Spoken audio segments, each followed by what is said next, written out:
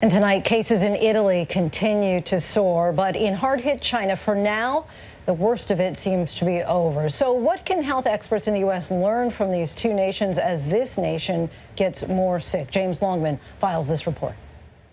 Tonight, 345 more people dead in Italy in the last 24 hours. The total now over 2,500.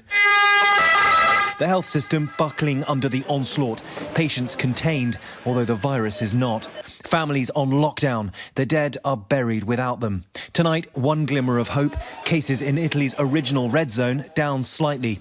But back in America, concern over what's playing out in Italy. And they have more doctors and hospital beds per person than in the US. David, with America's top expert on infectious disease, Anthony Fauci. Doctor, can you assure the American people that what they've witnessed in those images from Italy and from those hospitals won't happen here? You know, David, I'm always trying to be as cold and honest. I don't want to scare anybody. There's no guarantee of anything. That's why Fauci says Americans have to limit their exposure and public activities to slow down the virus so it doesn't hit with the same speed as Italy and so US hospitals can keep up with demand for emergency care.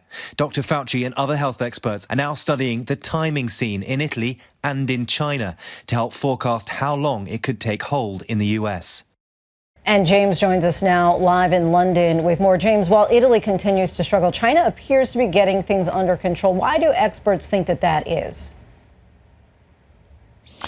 Well, Lindsay, it's actually really interesting. If you look at when a country first reported its cases versus when it first did a lockdown, you start to see a pattern. We're far enough in now to this crisis to get a hold on how different countries have got to the outcomes they've got to. So if you look at China, for instance, its first reported case was on December 31st. Now, of course, China may have had cases before that, but that was when they first reported. And they first shut down Wuhan, that city in Hubei province where coronavirus originated, on January 23rd. And they've now started to see a slowdown.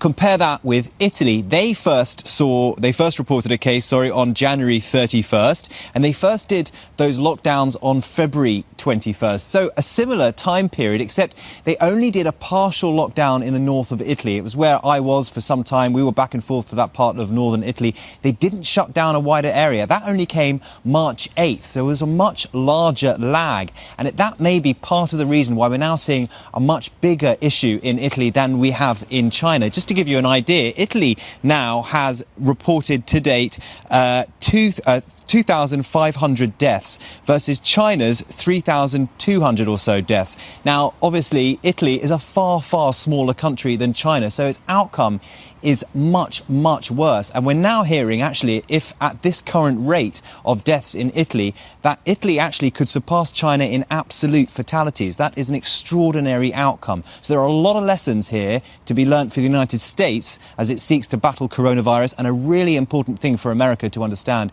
is that Italy actually has more beds per capita than the United States. So it doesn't mean if you have a good healthcare system, you can ride this wave.